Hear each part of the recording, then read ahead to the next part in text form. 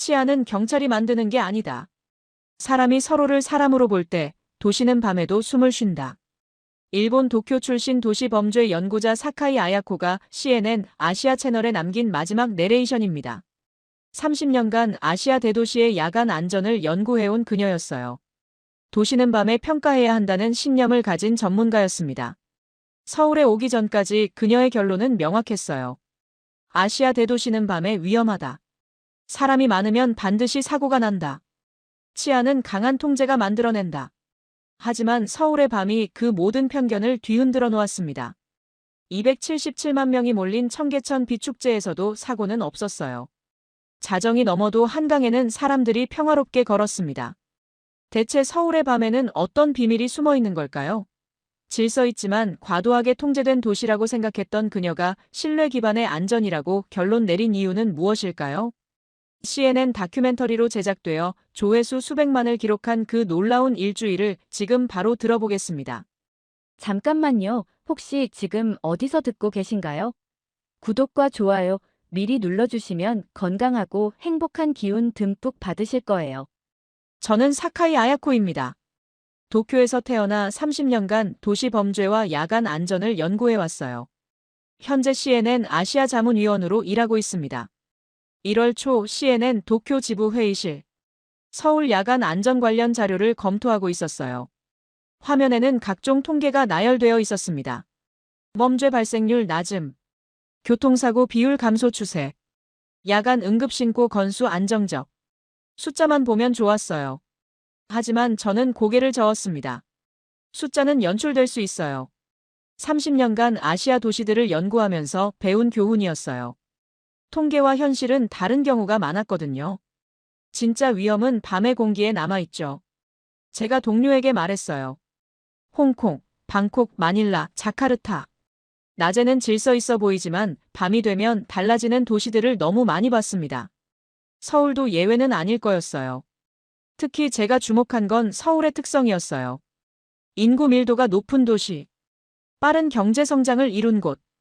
이런 도시들은 대개 야간에 문제가 생겼거든요. 직접 밤에 걸어본다.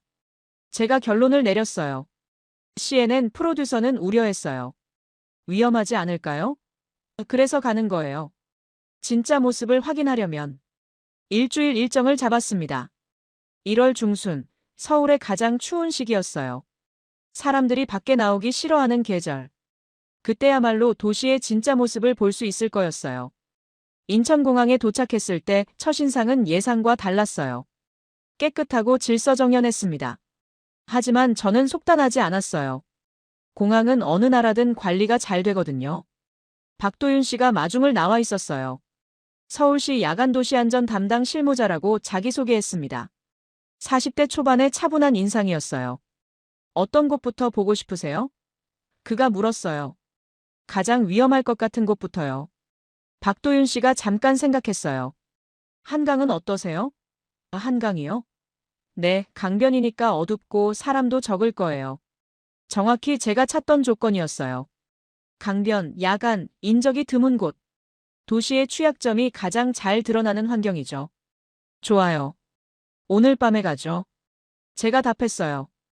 호텔에 체크인한 후 저녁까지 시간이 있었어요. 서울 시내를 둘러보며 낮의 모습을 관찰했습니다. 정말 질서정연했어요. 지하철은 정시에 도착했고 사람들은 줄을 서서 탔어요. 횡단보도에서는 신호를 지켰습니다. 거리는 깨끗했어요. 낮에는 괜찮네. 제가 메모했어요. 하지만 진짜 테스트는 밤이었어요. 도쿄도 낮에는 안전해 보이거든요. 문제는 해가 지고 난 후였습니다. 저녁 9시 박도윤 씨와 만났어요. 한강으로 가시죠. 그가 말했습니다. 차를 타고 여의도 쪽으로 향했어요. 창밖으로 서울의 야경이 펼쳐졌습니다. 화려했지만 차갑게 느껴졌어요. 보통 몇 시까지 사람들이 있나요? 제가 물었어요. 글쎄요. 늦은 시간에도 꽤 있어요. 위험하지 않나요? 한번 보시죠. 박도윤 씨는 설명하려 하지 않았어요. 직접 보라고 했습니다. 그런 태도가 오히려 의심스러웠어요. 뭔가 숨기는 게 있나? 속으로 생각했어요. 한강공원에 도착했을 때 시간은 밤 10시였습니다. 예상보다 조명이 밝았어요. 하지만 그것만으로는 안전을 보장할 수 없죠. 사람이 있긴 하네요. 제가 중얼거렸어요. 정말 사람들이 있었어요. 산책하는 사람들, 벤치에 앉은 사람들. 하지만 이건 아직 이른 시간이었습니다. 자정쯤에는 어떨까요? 제가 물었어요. 그때 다시 와보시죠. 박도윤 씨의 답변이었어요. 첫날 밤은 여기서 마무리했어요. 본격적인 관찰은 내일부터 시작하기로 했습니다. 하지만 첫인상은 명확했어요. 낮과 밤이 크게 다르지 않네. 호텔방에서 메모했어요. 하지만 여전히 의심스러웠어요. 도시의 진짜 모습은 더 깊은 곳에 숨어 있을 거였어요. 특히 사람이 적고 조명이 어두운 곳에서 말이죠. 내일부터 진짜 테스트를 해보자. 다짐하며 잠자리에 들었어요. 제 경험상 아시아 도시들은 겉모습과 속이 달랐거든요. 서울도 예외는 아닐 거였습니다. 그 편견을 확인하러 온 거였어요. 둘째 날 밤 11시, 여의도 한강공원에 나왔어요. 박도윤 씨와 함께였습니다. 이번에는 좀 더 자세히 관찰하기로 했어요. 강변에는 조명이 있었어요. 바람이 불었습니다. 그리고 사람이 생각보다 많았어요. 제가 예상했던 모습은 이랬어요. 취객들이 비틀거리고, 소란스러운 젊은이들이 있고, 불안한 공기가 감돌 거라고. 하지만 현실은 달랐어요. 노부부가 천천히 걸었습니다. 손을 잡고 대화하며 산책하고 있었어요. 저분들은 무서워하지 않네요. 제가 중얼거렸어요. 더 놀라운 건 혼자 조깅하는 여성이었어요. 이어폰을 끼고 달리고 있었습니다. 주변을 경계하는 모습이 전혀 없었어요. 도쿄라면 상상할 수 없는 광경이었어요. 밤 11시에 여성이 혼자 조깅한다니. 그것도 강변에서 말이에요. 벤치에 앉아서 더 관찰해봤어요. 아버지가 아이 손을 잡고 자전거를 끌고 가고 있었습니다. 아이는 졸려 보였지만 두려워하지 않았어요. 이 시간에 아이를 데리고 나와도 괜찮나요? 제가 박도윤 씨에게 물었어요. 뭐가 위험해요? 그가 되물었습니다. 그 반응이 의외였어요. 제가 당연하다고 생각한 위험을 그는 이해하지 못했거든요. 사람들을 더 자세히 봤어요. 모두들 자연스럽게 움직였습니다. 경계심이 별로 없어 보였어요. 사람이 많은데 긴장이 없다. 제가 메모했어요. 정말 그랬어요. 도쿄라면 이 정도 인파에서는 누군가 서둘거나 피하려고 할 텐데. 여기서는 모든 게 여유로웠어요. 그때 정말 신기한 장면을 봤어요. 강가 얼음 가장자리에 오리떼가 있었습니다. 잠들어 있는 것 같았어요. 저 오리들은 무서워하지 않나요? 제가 물었어요. 사람이 해치지 않는다는 걸 알고 있어서요. 박도윤 씨의 답변이었어요. 흥미로웠어요. 동물들도 이 공간이 안전하다고 느끼고 있다는 거였어요. 사람과 동물 사이에 어떤 경계도 없었습니다. 수도 한복판, 밤, 사람과 야생이 동시에 안심하는 공간. 다른 도시에서는 본 적이 없는 광경이었어요. 계속 걸어보기로 했어요. 강변 산책로를 따라 이동했습니다. 사람들의 패턴을 관찰하고 싶었거든요. 연인들이 데이트를 하고 있었어요. 하지만 시끄럽지 않았습니다. 서로만의 시간을 조용히 즐기고 있었어요. 저들은 다른 사람을 의식하고 있어요. 제가 관찰한 바를 말했어요. 어떻게 알 수 있죠? 목소리를 낮추고 있거든요. 정말 그랬어요. 사랑하는 사이라도 공공장소에서는 배려하고 있었어요. 자연스러운 매너였습니다. 혼자 산책하는 사람들도 많이 봤어요. 남녀노소 가릴 것 없이 혼자 걷고 있었습니다. 누구도 위축되지 않았어요. 이상하네요. 제가 중얼거렸어요. 뭐가요? 너무 평화로워요. 정말 그랬어요. 제가 알고 있던 도시의 밤과는 완전히 달랐거든요. 긴장감이라는 게 전혀 없었어요. 자정이 되자 사람이 조금 줄어들었어요. 하지만 여전히 많았습니다. 그리고 여전히 평온했어요. 마지막으로 강가 끝까지 가봤어요. 가장 어둡고 외진 곳이었습니다. 여기라면 뭔가 다를 거라고 생각했어요. 하지만 거기서도 사람을 만났어요. 낚시하는 할아버지였습니다. 혼자서 조용히 앉아 계셨어요. 밤에 낚시해도 괜찮으세요? 제가 물어봤어요. 여기가 제일 좋은 자리예요. 할아버지가 웃으셨습니다. 무서워하는 기색이 전혀 없으셨어요. 오히려 이 시간을 즐기고 계시는 것 같았어요. 호텔로 돌아가면서 생각했어요. 오늘 본 것은 제 예상과 완전히 달랐습니다. 위험하다고 생각했던 조건들이 모두 있었는데도 평화로웠어요. 강변, 야간, 인적이 많지 않은 곳. 이 모든 조건이 갖춰졌는데도 사고는 없었어요. 사람들은 자연스럽게 행동했습니다. 뭔가 다른 시스템이 작동하고 있는 건가? 의문이 들기 시작했어요. 하지만 아직 확신할 수는 없었어요. 한 번의 관찰만으로 결론 내리기에는 성급했거든요. 더 다양한 상황을 봐야 했어요. 내일은 더 위험한 곳으로 가보자. 계획을 세웠어요. 제 편견이 틀렸을 가능성을 처음으로 고려하기 시작했어요. 하지만 여전히 의심스러웠습니다. 진짜 테스트는 아직 시작되지 않았어요. 셋째 날, 제가 박도윤 씨에게 말했어요. 어제 본 건 특별한 경우일 수도 있어요. 어떤 뜻이죠? 관리가 잘 되는 구역이었을 수도 있다는 거예요. 제가 의심한 이유는 명확했어요. 여의도는 서울의 중심가였거든요. 금융가이고 관광지이기도 했어요. 당연히 관리가 잘 될 수밖에 없었죠.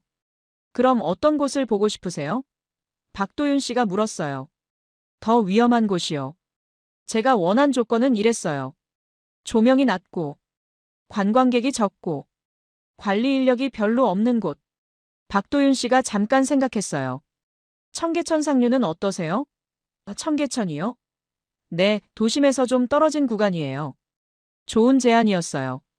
하천 주변은 일반적으로 취약 지역이거든요. 특히 상류 쪽은 더 외진 곳일 테고요. 시간은 언제로 할까요?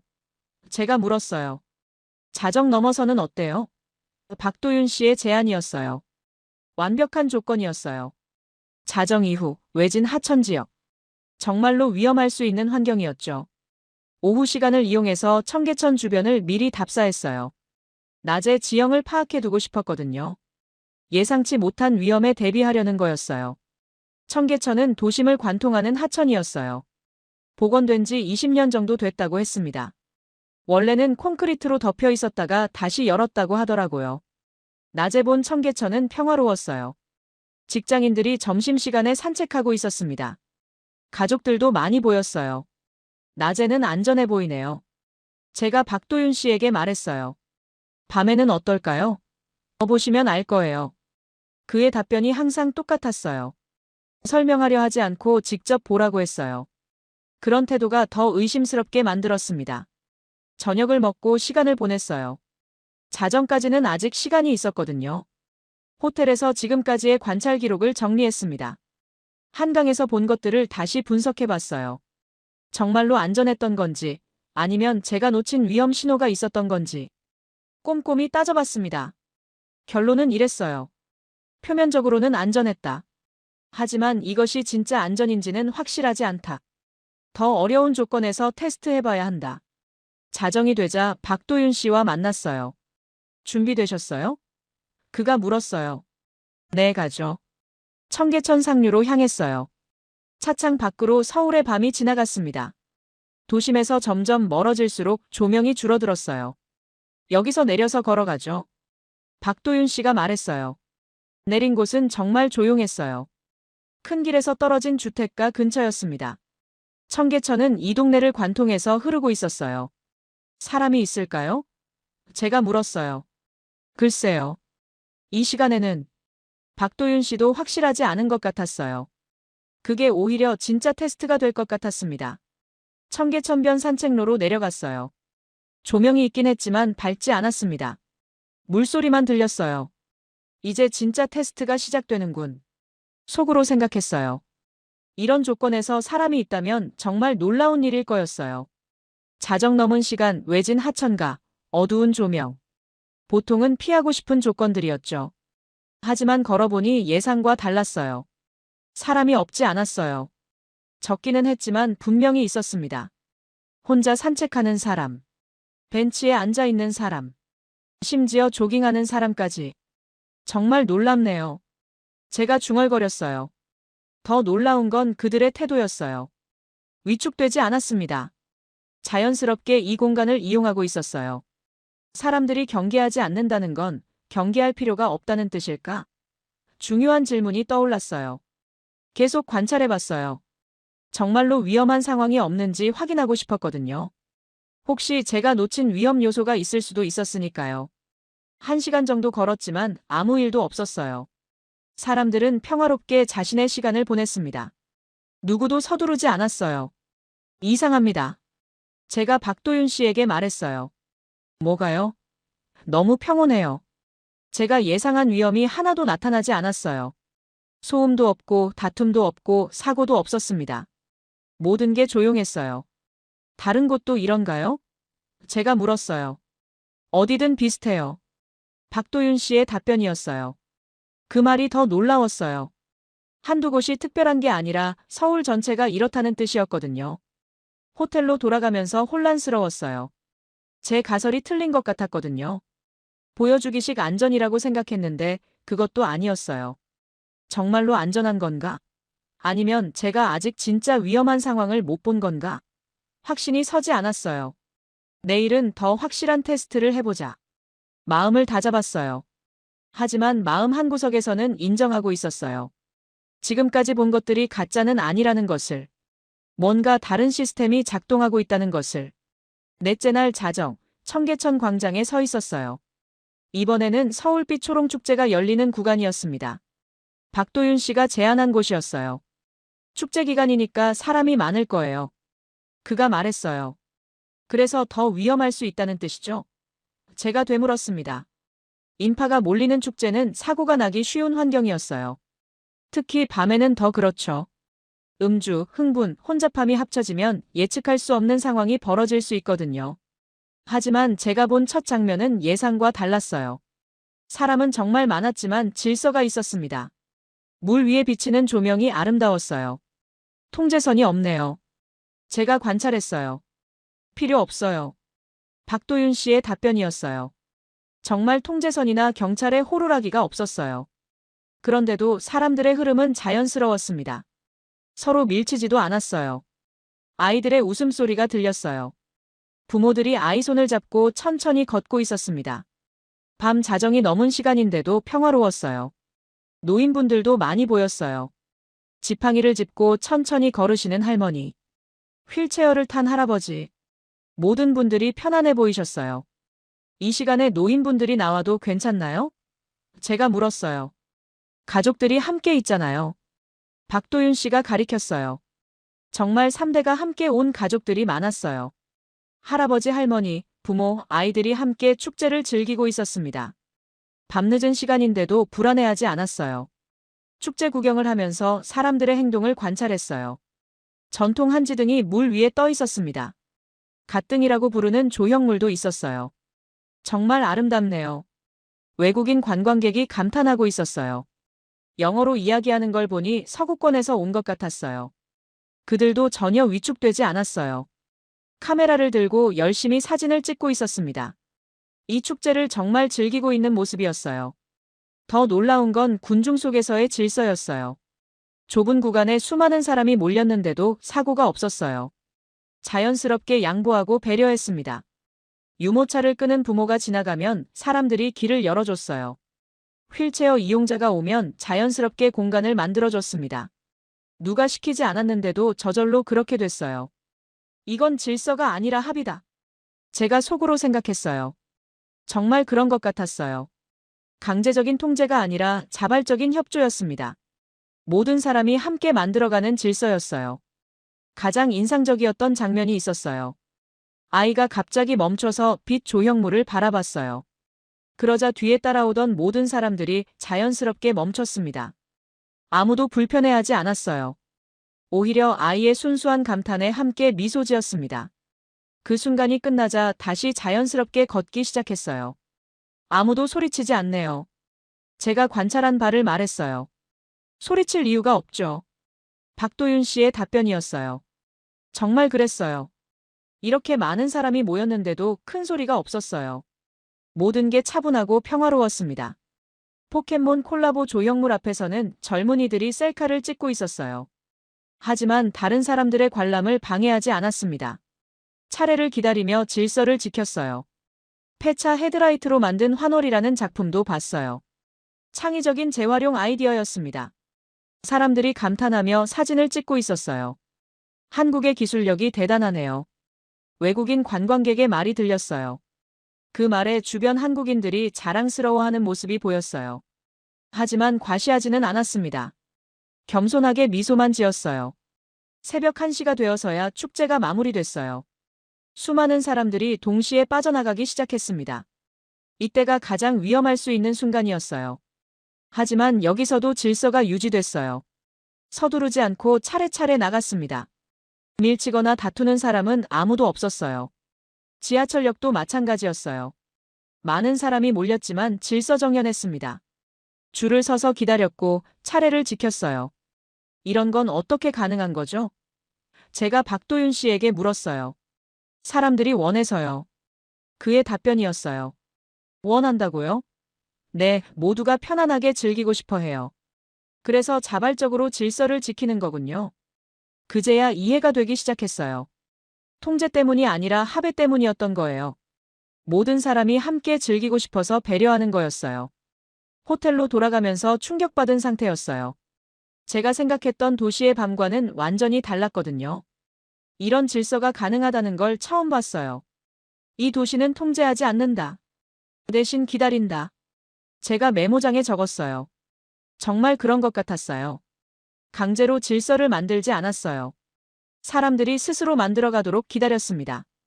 그리고 그 결과가 이런 아름다운 밤이었어요. 수십만 명이 모였는데도 평화로운 축제. 이런 게 가능한 도시가 있다는 걸 직접 봤어요. 내일은 더 확실한 결론을 내려야 했어요. 제 편견이 완전히 틀렸다는 걸 인정해야 할지도 모르겠어요. 5째 날 저녁 청계천 비축제의 절정을 보러 갔어요. 주말이라 평일보다 더 많은 사람들이 몰릴 거였어요. 진짜 테스트가 될 것 같았습니다. 저녁 6시부터 축제가 시작됐어요. 청계광장부터 사람들이 몰리기 시작했습니다. 가족 단위, 연인들, 친구 그룹, 외국인 관광객까지. 오늘이 가장 많을 것 같네요. 박도윤 씨가 말했어요. 그럼 사고 위험도 높아지겠죠? 제가 걱정스럽게 물었어요. 하지만 제 걱정과 달리 모든 게 질서정연했어요. 사람들이 자연스럽게 줄을 서서 입장했습니다. 밀치거나 새치기 하는 사람은 없었어요. 첫 번째 구역은 전통 갓등 전시였어요. 갓등이라고 하니까 갓과 등을 합친 말인 것 같았어요. 전통 한복의 갓을 조명으로 재해석한 작품이었습니다. 물 위에 떠있는 갓등들이 정말 아름다웠어요. 은은한 빛이 물에 반사되어 환상적이었습니다. 사람들이 조용히 감탄하며 바라보고 있었어요. 사진 찍어도 될까요? 외국인 관광객이 물었어요. 당연하죠. 주변 사람들이 친절하게 답해줬습니다. 심지어 사진 찍는 걸 도와주기도 했어요. 좋은 각도를 알려주거나 함께 찍어주기도 했습니다. 자연스러운 친절이었어요. 두 번째 구역은 미디어 아트 존이었어요. 청계천의 과거와 현재를 영상으로 보여주고 있었습니다. 과거 판자촌 모습부터 현재에 복원된 하천까지. 정말 대단한 변화네요. 한 할아버지가 감탄하셨어요. 제가 젊을 때는 여기가 냄새났거든요. 지금은 이렇게 아름다워졌고요. 그분의 말씀을 들으니 더욱 감동적이었어요. 직접 변화를 목격하신 분의 증언이었거든요. 도시가 이렇게 바뀔 수 있다는 게 놀라웠어요. 세 번째 구역에서는 포켓몬 콜라보 작품을 봤어요. 잉어킹이라는 캐릭터가 물속에서 헤엄치고 있었습니다. 아이들이 정말 좋아했어요. 우와! 잉어킹이다. 아이가 신나게 소리쳤어요. 하지만 부모가 조용히 하라고 했습니다. 다른 사람들도 구경하고 있으니까 조용히 해야지. 자연스러운 교육이었어요. 아이도 이해하고 목소리를 낮췄습니다. 공공장소에서의 예의를 배우고 있었어요. 가장 인상적이었던 건 네 번째 구역이었어요. 폐차 헤드라이트로 만든 환월이라는 작품이었습니다. 버려진 자동차 부품을 예술로 재탄생시킨 거였어요. 이런 아이디어는 어떻게 나온 걸까요? 제가 감탄했어요. 한국인들의 창의성이죠. 박도윤 씨가 자랑스럽게 말했어요. 정말 창의적이었어요. 환경보호와 예술을 동시에 추구하는 작품이었습니다. 한국의 기술력과 예술 감각을 동시에 보여주는 거였어요. 시간이 지날수록 사람이 더 많아졌어요. 하지만 여전히 질서가 유지됐습니다. 좁은 통로에서도 서로 양보했어요. 휠체어를 탄 할머니가 지나가실 때였어요. 자연스럽게 사람들이 길을 열어드렸습니다. 누가 시키지 않았는데도 저절로 그렇게 됐어요. 할머니, 천천히 가세요. 젊은 여성이 할머니를 부축해드렸어요. 고마워요. 할머니가 감사 인사를 하셨습니다. 그 모습을 보면서 마음이 따뜻해졌어요. 나이, 성별, 국적을 구분하지 않는 자연스러운 배려. 이런 게 진짜 문명이라는 생각이 들었어요. 외국인 관광객들의 반응도 인상적이었어요. 어메이징 솔. 디스 이즈 매지컬. 연신 감탄사를 연발했어요. 한 유럽계 가족과 이야기를 나눴어요. 어떤 점이 가장 좋으세요? 제가 물어봤어요. 사람들이 친절해요. 아버지가 답했어요. 그리고 안전하다고 느껴져요. 어머니가 덧붙였어요. 밤인데도 무섭지 않나요? 제가 더 물어봤어요. 전혀요. 오히려 더 아름다워요. 딸이 답했어요. 정말 그런 것 같았어요. 밤이 더 아름다운 도시. 무서워할 이유가 없는 밤. 시간이 지나면서 더 많은 사람들이 몰렸어요. 하지만 사고는 일어나지 않았습니다. 모든 사람이 서로를 배려했어요. 아이가 떨어뜨린 장갑을 주워주는 사람. 길을 물어보는 외국인에게 친절하게 설명해주는 사람. 노인분의 무거운 가방을 들어주는 젊은이. 이 모든 게 자연스럽게 일어났어요. 누가 시키지도 않았는데 말이에요. 이것이 바로 성숙한 시민의식이구나 싶었어요. 축제가 끝나갈 무렵 사람들이 하나둘씩 돌아가기 시작했어요. 하지만 서두르지 않았습니다. 천천히 여운을 즐기며 떠났어요. 쓰레기를 버리는 사람은 없었어요. 오히려 주변을 정리하고 가는 사람들이 있었습니다. 자발적인 정화 활동이었어요. 이런 축제를 매년 하시나요? 제가 물었어요. 네, 겨울마다 해요. 박도윤 씨가 답했어요. 사고가 난 적은 없나요? 거의 없어요. 사람들이 조심하거든요. 정말 놀라웠어요. 이렇게 큰 축제에서 사고가 거의 없다니. 다른 나라라면 상상하기 어려운 일이었어요. 마지막으로 청계천 전체를 둘러봤어요. 물 위의 조명들이 여전히 아름다웠습니다. 사람들도 여전히 평화롭게 즐기고 있었어요. 이 도시는 밤을 시민에게 돌려준 거네요. 제가 중얼거렸어요. 정말 그런 것 같았어요. 밤이 위험한 시간이 아니라 아름다운 시간이 된 도시. 시민들이 안심하고 즐길 수 있는 밤. 호텔로 돌아가면서 확신했어요. 제 편견이 완전히 틀렸다는 것을. 서울은 정말 특별한 도시였어요.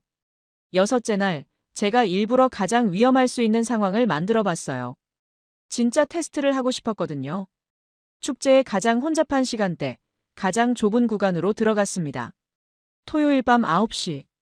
청계천 비축제 절정 시간이었어요. 유모차, 휠체어, 지팡이를 짚은 노인, 외국인 관광객까지. 사고가 나기 가장 좋은 조건이었습니다. 정말 괜찮을까요? 제가 박도윤 씨에게 물었어요. 한번 보시죠. 그의 대답은 여전히 똑같았어요. 청계천 중간 지점의 가장 좁은 다리 위로 갔어요. 양쪽에서 사람들이 몰려들고 있었습니다. 앞으로는 갈 수 없고 뒤로는 밀려오는 상황. 제가 알던 도시라면 이미 아수라장이 됐을 거예요. 밀치고 소리 지르고 다투는 사람들이 있을 텐데. 하지만 여기는 달랐어요. 맨 앞에 있던 할머니가 걸음을 멈추셨어요. 갑자기 어지러우셨나 봤습니다. 그러자 뒤에 있던 모든 사람들이 자연스럽게 멈췄어요. 아무도 불평하지 않았어요. 오히려 할머니를 걱정했습니다. 괜찮으세요? 여러 사람이 동시에 물어봤어요. 젊은 남성이 할머니를 부축해드렸어요. 벤치에 앉으세요. 친절하게 안내해드렸습니다.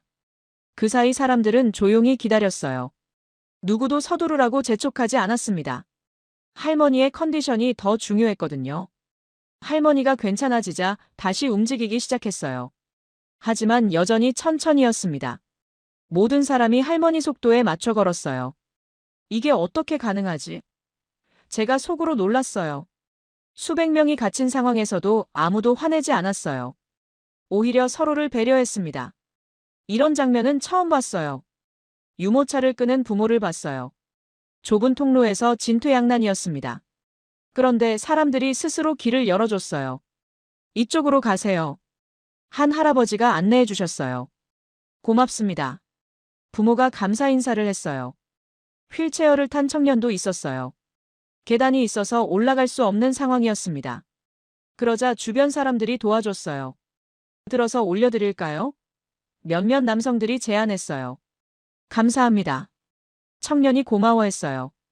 정말 자연스럽게 도움을 주고받았어요. 누가 시키지도 않았는데 말이에요. 이런 게 진짜 공동체 정신이구나 싶었어요. 외국인 가족도 어려움을 겪고 있었어요. 길을 잃어버린 것 같았습니다. 지도를 보며 헤매고 있었어요. 도움이 필요하세요? 한 대학생이 영어로 물어봤어요. 네, 출구를 찾고 있어요. 외국인이 답했어요. 제가 안내해 드릴게요. 대학생이 친절하게 길을 안내해 줬습니다. 정말 고맙습니다. 그 모습을 보면서 감동받았어요. 국적, 언어가 달라도 서로 도왔거든요. 진짜 글로벌 도시다운 모습이었어요. 가장 놀라웠던 건 아이들이었어요. 좁은 공간에서도 뛰어다니지 않았습니다. 부모가 특별히 제지하지 않았는데도 스스로 조절했어요.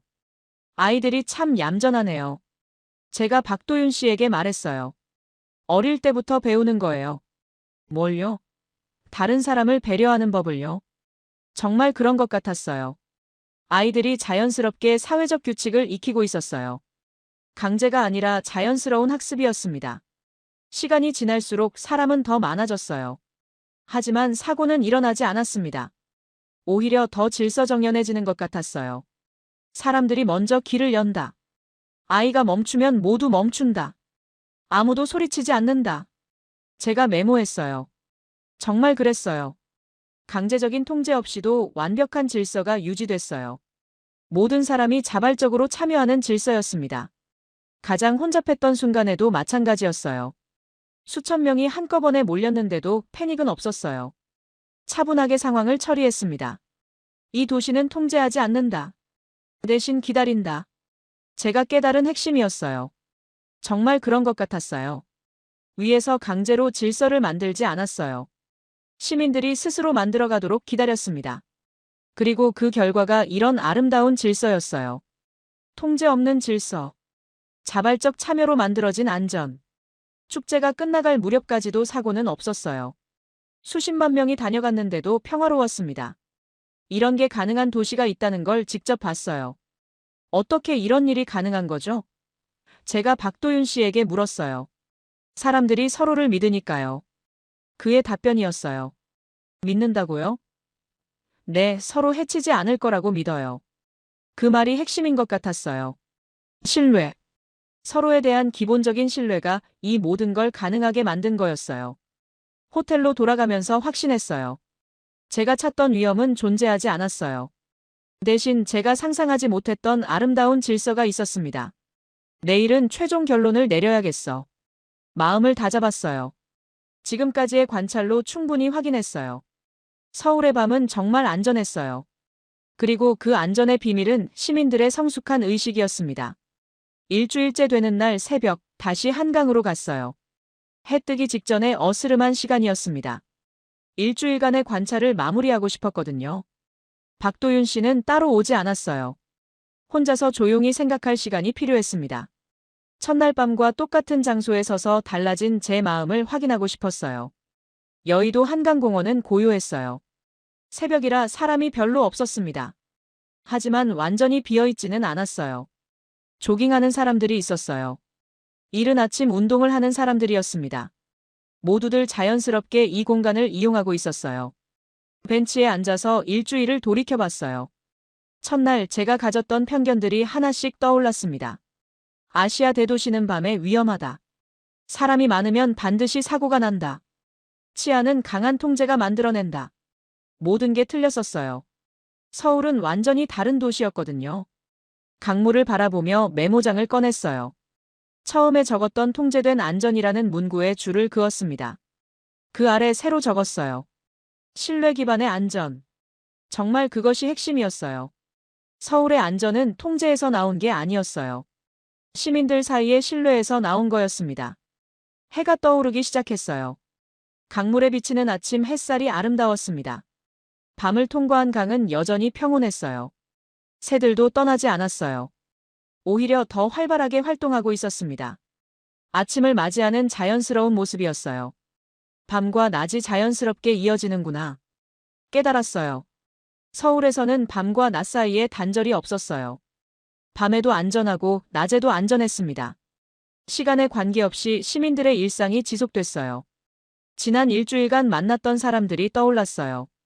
한강에서 만난 조깅하는 여성, 청계천에서 만난 산책하는 할아버지, 축제에서 만난 따뜻한 시민들. 모든 분들이 자연스럽게 행동했어요. 위축되지도 않았고 과도하게 경계하지도 않았습니다. 이 도시를 신뢰하고 있었어요. 그 신뢰가 어떻게 만들어진 걸까 생각해봤어요. 하루아침에 생긴 건 아닐 거예요. 오랜 시간에 걸쳐 쌓인 경험과 학습의 결과겠죠. 좋은 경험이 반복되면서 신뢰가 생겼고, 그 신뢰가 더 좋은 행동을 만들어냈고, 그런 행동들이 모여서 안전한 도시가 된 거예요.